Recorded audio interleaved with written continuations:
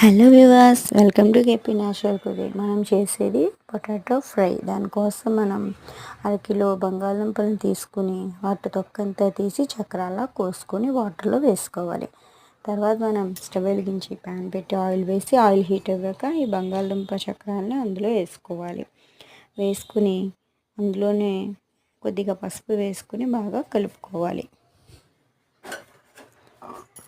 పసుపు వేసుకుని బాగా కలుపుకొని ఒక 10 మినిట్స్ తర్వాత మనం అందులో 1 టీ స్పూన్ సాల్ట్ కూడా యాడ్ చేసుకోవాలి. పసుపు మొత్తం ముక్కలకు పట్టిన తర్వాత 1 టీ స్పూన్ సాల్ట్ యాడ్ చేసుకుంటే మనం సాల్ట్ వేయడం వల్ల మనకి పొటాటోస్ అనేవి తొందరగా మగ్గిపోతాయి.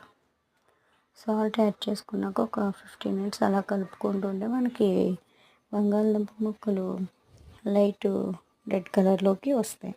ఇప్పుడు బాగా వేగిన తర్వాత మనం అందులోనే 1 టీ స్పూన్ కారం కూడా వేసుకోవాలి. కారం వేసుకుని ఒక 10 మినిట్స్ తర్వాత స్టవ్ ఆఫ్ చేసుకోవాలి. అంతే, ఎంతో రుచికరమైన పొటాటో ఫ్రై రెడీ.